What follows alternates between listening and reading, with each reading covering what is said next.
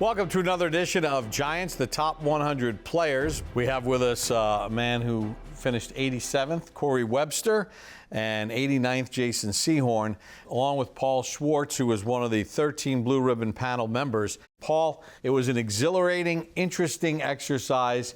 Obviously, it was a difficult exercise as well, but very enlightening. Math has never been my strong suit, okay? But 5,100, that's a really big number, and that's a pretty small number. So it was very difficult. You know, 100 years is a long time, and 100 players is not that many for 100 years. Corey, I'll start with you. Your first reaction when you found out of all those people that have played this game for the Giants, with all the Hall of Famers and everything else, that you're inside that top 100. Just a crazy feeling, you know, just blessed because, you know, the tradition is so rich, right? Like you talked about having 5,000 players, and being one of those top 100 is just like no other than winning the Super Bowl, or, you know, it goes right up there with that. So to be able to represent for the guys that came before me and to leave a legacy for the guys that come behind us, so this, you know, tradition could keep going and you can still make a great legacy for this, you know, beautiful organization. Jason, for you, leaving your mark as you did, when you put it in perspective now. It was more of a wow moment of like, wow, okay, that's cool. You know what I mean? Like, you don't expect that. That's not why you play. It's more or less something that you can look back on and just go, huh. And you start doing the math and you go, wow, okay. I think that sums it up. It's like more a surprise. You know, this is an organization that started, you know, 100 years ago. So the amount of people that you've got to go through to whittle it down to 100 is pretty impressive. So to be a part of that is unique. You know, obviously, Corey, you won 2 Super Bowls. Jason, you won an NFC championship and played in a Super Bowl. Just talk a little bit about that journey that you went on with your teammates in order to get to that point. And listen, the last pass that Brett Favre ever threw as a Green Bay Packer was intercepted by you in the NFC championship game. Favre back to pass, takes a deep drop, steps up, looking to his right, and the pass intercepted by the Giants at the 40-yard line. Corey Webster got the pick. But when you think about that whole journey and the 2 rings, what are some of the things that jump out at you? Just the process, how, you know, everybody in the locker room buying in, being on one accord, putting all of the selflessness out of the way so we can go out and compete at the highest level and, you know, do something and accomplish something great like that. Jason, when you came to the Giants, the team was kind of going through that mid-90s malaise, but you had a young group as a defense, and you won the division in 97, but then that 2000 season, it kind of all came together. What are your reflections on all of that? As a team, we were all together. Like, the success model is, can you get everybody on the same page? Because they're all talented. But can you get everybody on the same page? And we were on the same page. And that's all winning is. I mentioned Corey's iconic play against Brett Favre. You had what was voted on the greatest play in the history of Giant Stadium. Your interception, an interception return for a touchdown in the playoffs against the Philadelphia Eagles. McNabb again over center. Drops straight back. Giants on a blitz. McNabb hit as he throws, swings it right, and the pass nearly, it is intercepted by Sehorn. He's got it on the run. Down the left sideline, cuts it at the 10, 5, touchdown! How many times have you watched it? Whenever someone sends it to me, I mean, I don't go back to relive it, but after that happened, I promise you, for that week, I was on SportsCenter going, is it coming on again? Because we didn't have DVR back then, so I was like, is it coming on again? Well, you told me a story last year that you really kind of broke a lot of rules that you, as a corner. You're not supposed to undercut a receiver, and you're not supposed to leave your feet. Like, those are 2 negatives. Do not come in front of the receiver, and do not leave your feet, because if those 2 things don't work, you're A, on the ground, and B, you know, he's behind you. Like, he's gone. Do you dive for every ball during the regular season? No. You don't, because you're not really supposed to. Like, when a ball's thrown outside like that, you're supposed to just be like, okay, where's he? He's your main responsibility. Right there, I was like, I think I can get to that. So yeah, there was two no-nos broken on that play that get washed away when it works. No one says a word. Now, a coach normally would say, no, yes. Yes. The Coach Fox on the sideline, he's like, yeah. I would say this, though, for that play, he answered beautifully, but to add to that, it took a lot of wherewithal, it took a lot of body control, balance, to be able to keep your presence of mind on the ball, spin around, tip it up, get back up. He was able to stand up without balancing himself on the ground and run it in down the field. That's huge. That says a lot about strength and conditioning, balance, and body control that he done off the field outside of football. I don't know if you know this, but you're former teammate and his former teammate. Michael Strahan says the greatest athlete he's ever played with of any teammate is that guy right there. It's a pretty good compliment. If you want to do lists of best postseason plays ever, your interception is on it. Your interception is on it. You know what I mean? And so, you know, that's such a cool synergy between you two. And I always wanted to ask you, Corey, the last play of the Super Bowl, right? How many yards was Tom Brady's pass up in the air? 50, 60? No less than 60. What do you think? Are you thinking anything there? I'll be honest. Before the play, I said I was going to intercept it.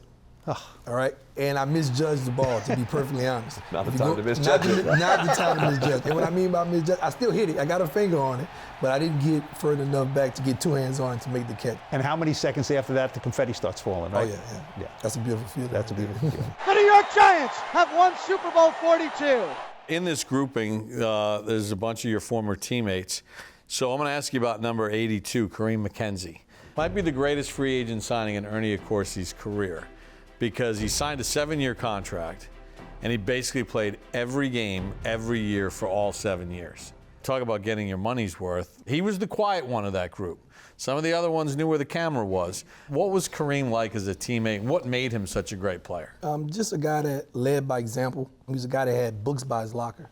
He was always reading, and I think now he's Dr. Kareem McKenzie, if I'm not mistaken. So it was a guy that had a plethora of knowledge and was willing to sit down with a young guy and share some of that knowledge. So outside of everything that he did great, you know, protecting and being the leader as far as on the football field and holding down Eli's, you know, right side as far as being a pass protector. But off the field, tremendous guy, always was learning, always was reading, and never was afraid to share the knowledge and pass it on. I just look at people like that, though, the durability factor, if someone just shows up every single week at that position. I mean, there's something to be said about that alone, to just show up at that position every week, because they're always dinged. And linemen, they're never healthy.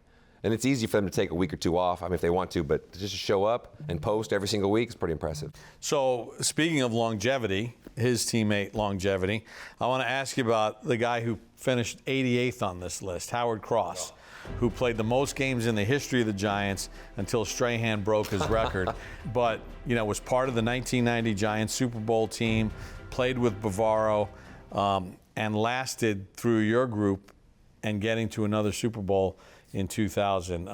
Your thoughts on Howard as a player? First of all is cheerleader, positivity. I don't think he spoke a bad word about anyone. He was always positive. He was always uplifting. He was always rah-rah for everybody all the time. It was really one of those rare moments in sports where someone just thinks positive for everyone. He was just a very motivational individual. Like, he was fun. And he's a big man. Like, when he would shake your hand, like, it engulfed you. Like, he had the biggest hands I've ever, it just engulfed your whole hand. You're like, good Lord, if you're a defensive end, he gets those mugs on you, you're done. Yeah. He was fun. Yeah, I remember, you're in a locker room, there's, offensive linemen, defensive linemen, they're big dudes. But he was a tight end, but he was big, right? I mean, really, he's a throwback. I mean, the tight ends now, they get the glory, a lot of them. There are blockers too, but he was a block first, block second, block third, catch a few passes. I mean, he's like an offensive lineman in the run game. I mean, no question about it. And you're right, you looked at him and you say, he is a blocker, man. He was big, big hands. I'm going to go to another name on this list. It's great because there's a bunch of guys that you both played with. At 84 is Ahmad Bradshaw, who, was a 7th round pick in 2007. Injured, not really doing a lot, but down the stretch turned out to be one of the ultimate gamers and one of the ultimate teammates. Yeah, Ahmad is a guy, I was always call him Big Back. Now, I know that was hard because who he played with and who he shared the backfield with, but he played that way. He played like a huge guy. He could do pass protect, he can block, he can catch out the backfield. There was nothing that he couldn't do, and he wasn't a guy that couldn't play on the goal line. He can get in there and, and be very physical just with any of the big backs. So I always call him Big Back. He always was tenacious as far as how he played the game, and he never let his size hold him back, and he was able to work through those injuries and have a successful career. And now he's 2 Super Bowl, and he's on the list. But now it's very popular to say he runs angry. If you have a guy who runs angry, and then it was Ahmad Bradshaw, he ran unbelievably ticked off every single second in the Buffalo game when you guys clinched in the rain and the snow and the sleet. And that was basically his coming out with an 84-yard run. Remember that? Yep. It seemed like he ran through the sleet and the snow and the rain. Bradshaw up the middle, finds a crease, up to the 20, 25-30, it's a foot race. Bradshaw to the 40, to midfield. No one's going to get the rookie Adam Marshall. 30, 20, 15, 10, 5, touchdown Ahmad Bradshaw. But then in 11, when you guys were not that good running as a team, but Ahmad kind of set the tone that the Giants' running game was back when he runs over the jet safety to kind of ice the game. He set the tone, being able to break through the hole. I think he got to the second level quickly, and like you talked about, he wasn't trying to go around or make him miss. He went right over him. He set the tone right there, and we played physical throughout that game. The other thing, the other play that Ahmad made that maybe people forget, but in Super Bowl 42, you guys are driving, and there's a fumble, and there's two Patriots on the ball, and somehow he dives in there and digs that ball out and saves the possession near the end of the first half, or maybe Brady goes down the field, but that kind of sums up Ahmad. Yeah, that's who he is. In a loose ball or in a fight, I want him on my side, okay? Yeah. That's all there is Pick to him it. first, Yeah, right? All right, so number 83 on the list is someone that you could speak to because he was like one of my favorites, Kerry Collins. Oh, yeah. You know, Ernie Accorsi had the wherewithal to bring Kerry in and, you know, had to rehab from the Carolina situation and that short time in New Orleans. What was it like when he first walked in the locker room? So he was my roommate that first year in training camp, and he was hilarious. He's quiet. He came in humble. He came in with that idea that I need to prove myself to this team. Obviously, he knew he was talented. Everybody knew he was talented, but he came in with the idea that I've got to perform first before I can lead. And that 2000 season, it's kind of like the light went off, right? I've had two stops. This is like the last resort. Mm-hmm. And, you know, the NFC Championship game, and the Vikings are supposed to come in and handle you guys, and 41-0. And He's throwing lasers on seam routes, like right through DBs. Yeah. When he played, when he was on, when he knew what he was doing and dialed in, man, he can throw it like nobody else. Like, he could throw the best ball. Because we saw him in practice all the time. Like, you'd have somebody covered, and the ball would be like, right there. And you're like, right there. I mean, all the time. Like, it's just one of those things where, was he dialed in? When he was, he was.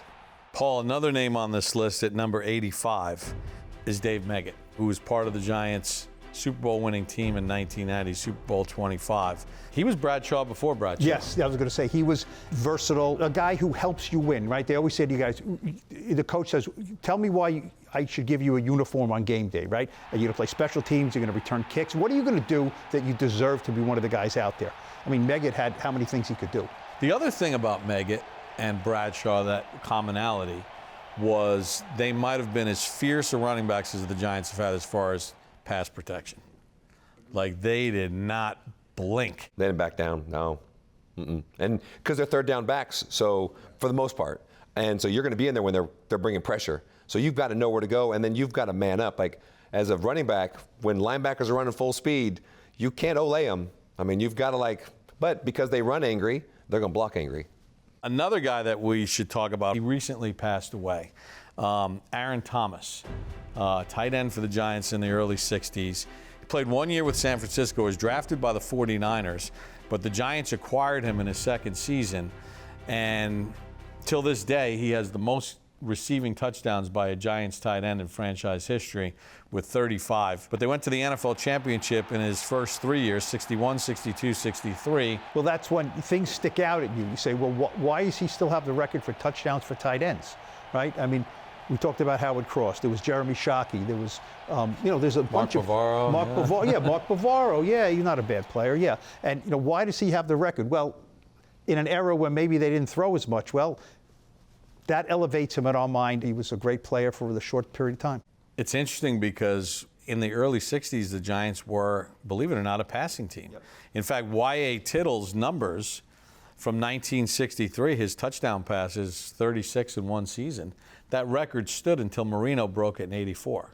the numbers stick out. They definitely do. But he was basically like a receiver. So, if his record's standing all these years, then, there's something there. Number 81 on this list is Frank Cope. He's before all of our time, but he played for the Giants and won a championship in 1938. He was voted to the All-Decade team in the 1930s, having come into the league in 1938.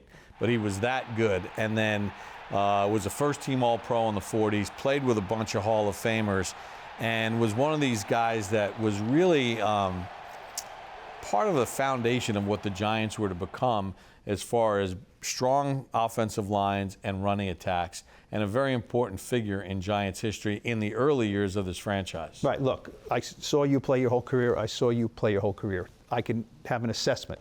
A lot of these guys I could. Frank Cope, obviously, I could not. Nobody on the committee could see them play. But you have to look at some things. Is he in the Hall of Fame? Did he make, awards? Did he win championships? All-decade team is it's the 30s. I mean, I can't tell you what it was like in the 30s, but if he was voted an all-decade offensive lineman in the 30s, then I have to put weight on that somebody thought he was the best of his era.